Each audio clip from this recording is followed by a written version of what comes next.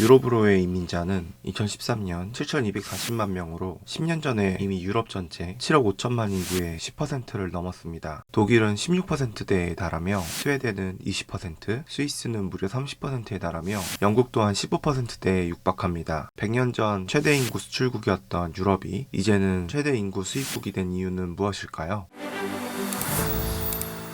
2차 세계대전 이후 서유럽 국가들은 공업과 농업 생산의 폭발로 이민을 통해 노동력 확보로 높은 성장을 했고, 현대 세계화 과정에서 유럽으로의 이주 속도와 규모는 가속화되었습니다. 터키인은 약 900만 명인데 독일에서 100만 명뿐만 아니라 프랑스와 네덜란드에도 200만 명의 터키인이 있습니다. 유럽에서 인기 음식 중 하나가 바로 케밥입니다. 아랍인은 무려 700만 명이 프랑스에 살고 있습니다. 또한 180명의 아랍인이 스페인에서, 독일은 120만 명의 아랍인이 있습니다. 인디언은 250만 명 중 190만 명이 영국에서 살고 있고, 파키스탄인은 영국에서 110만 명, 프랑스에서는 12만 명, 이탈리아에서 12만 명이 삽니다. 라틴 아메리카인은 약 500만 명인데 대부분 스페인에서 290만 명이며, 프랑스에서도 130만 명, 이탈리아에서 35만 명, 포르투갈에서 10만 명, 영국에서 24만 명이 삽니다.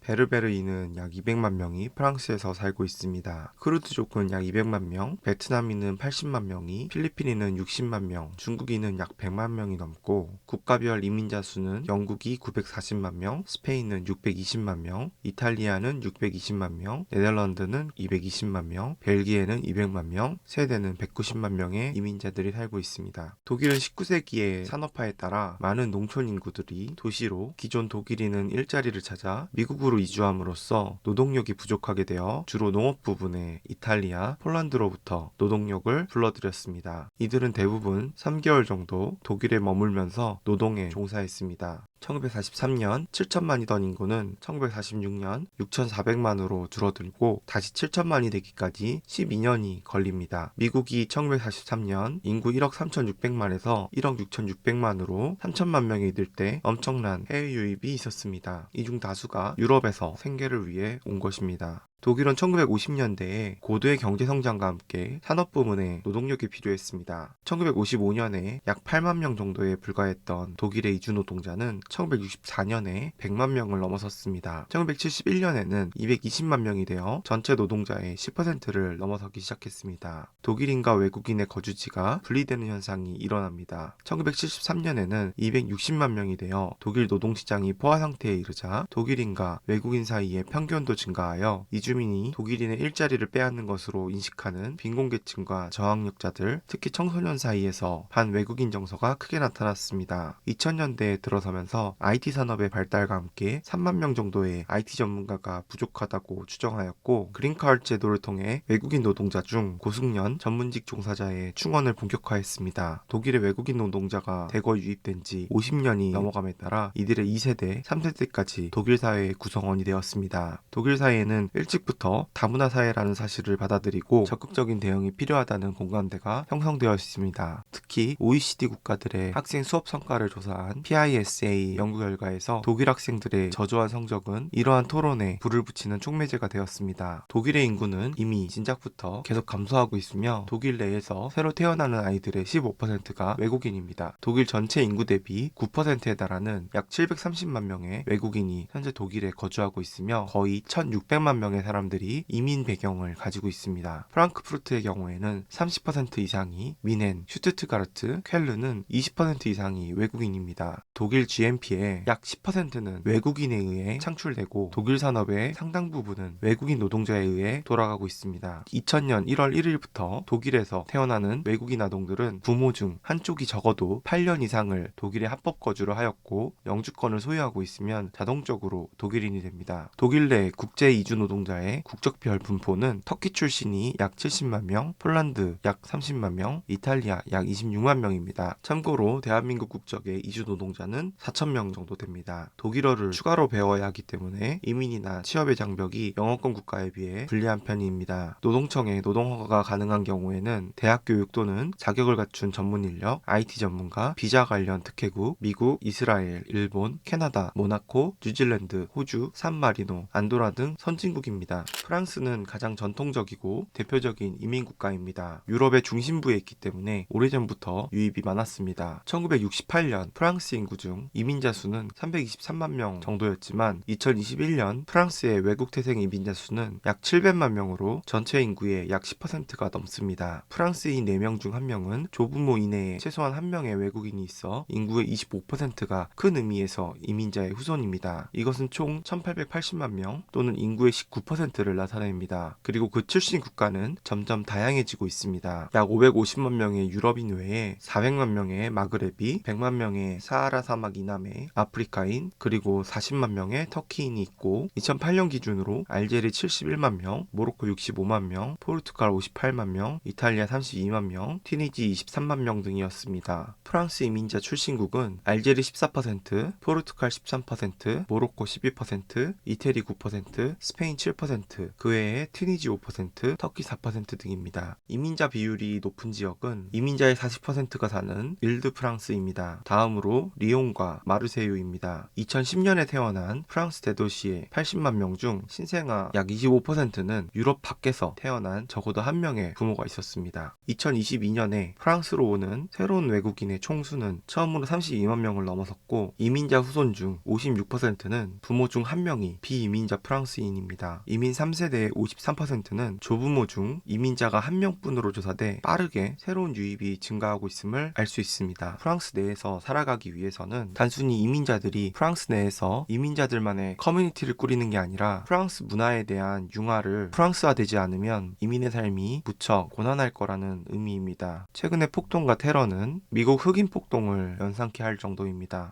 2014년에 영국 시민으로 기하한 사람들의 수는 14만 명으로 증가했는데 대부분 아시아 또는 아프리카에서 왔습니다. 25만 명이 인도에서, 14만 명이 나이지리아에서, 9만 명이 중국에서, 8만 명이 파키스탄에서 왔습니다. 2023년에 영국에 온 121만 명의 이민자 중 오직 12만 6천 명만이 EU 국민이었습니다. 또한 2021년부터 영국 정부는 20만 명 이상의 홍콩 주민들이 영국으로 이주하는 홍콩인을 위한 계획을 구체적으로 시작했습니다. 2015년 1월 노르웨이의 이민 인구는 외국인 태생 67만 명과 노르웨이에서 2명의 이민자 부모 사이에 태어난 14만 명을 포함하여 약 80만 명으로 구성됩니다. 이것은 전체 인구의 15.6%에 해당하며 이민자 비율이 가장 높은 도시는 오슬로와 드람멘입니다. 노르웨이의 주요 이민자 국적은 폴란드, 스웨덴, 소말리아, 리투아니아, 파키스탄, 이라크입니다. 2014년에 스웨덴의 이민 인구는 160만 명의 외국 태생과 스웨덴에서 2명의 이민자 부모 사이에서 태어난 49만 명을 포함하여 약 209만 명으로 구성되었습니다. 이것은 전체 인구의 21.5%에 해당합니다. 특히 주요 도시 중 말메는 41.7%로 가장 많은 이민자 인구를 가지고 있으며 작은 지방 도시의 경우 56%에 달하는 이민자 비율을 가지고 있는 도시들도 있습니다. 수도 스톡홀름에서 인구의 31.1%가 외국에서 태어났거나 2명의 외국 태생 부모에 의해 스웨덴에서 태어났습니다. 스웨덴의 이민자들은 대부분 스페아랜드와 괴탈란드의 도시 지역에 집중되어 있습니다. 이탈리아 이민자는 현재 500만 명이며 인구의 약 8.3%입니다. 600만 명 이상의 사람들이 이민 배경을 가지고 있습니다. 루마니아인이 120만 명이 이탈리아에 거주하며 알바니아인 50만 명, 모로코인 52만 명, 우크라이나에서 23만 명, 폴란드 11만 명, 몰도바 15만 명, 마케도니아 10만 명, 세르비아 11만 명, 중국 30만 명 등입니다. 이민자의 85%는 북부와 중부 지역에 살고 있습니다.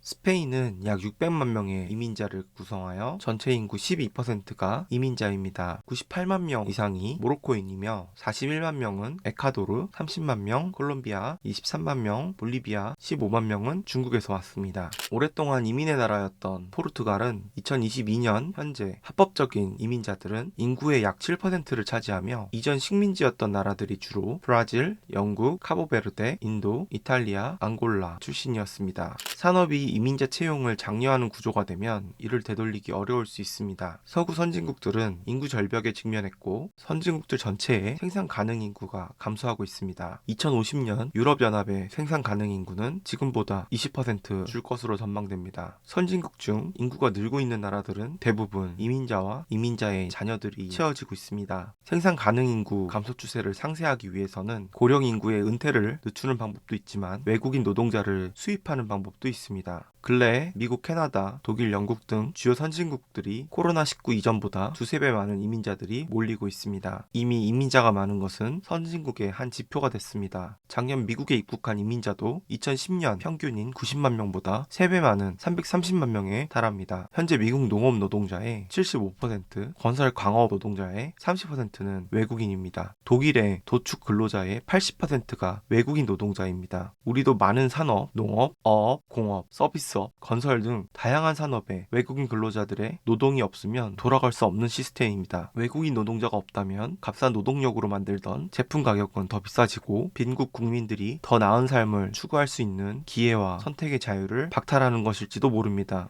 반대로 선진국의 이주 노동자에 대한 의존이 일부 지역에서는 생산성을 저해하고 메이드인에 대한 기준도 애매하게 만든다는 비판도 있습니다. 노동력 부족에 대한 지속 가능한 해결책 모색을 지연시키고 있다는 지적도 있습니다. 자동화에 대한 대규모 투자나 사업장 폐쇄 같은 더 급진적인 구조조정 등을 말합니다. 따라서 유럽의 모델과 미국의 모델, 최근에 일본의 모델까지 우리가 주의 깊게 공부해야 하는 이유입니다. 우리 사회는 결국 새로운 출산이 없을 것이므로 로봇 또는 외국인의 도움으로 복지와 서비스를 유지할 테니까요. 오늘은 이렇게 유럽의 이민 상황에 대해 자세히 알아보았습니다. 오늘 영상 유익하셨다면 좋아요와 구독, 알림 설정 부탁드립니다. 저는 그럼 다음 영상에서 찾아뵙겠습니다. 시청해주셔서 감사합니다.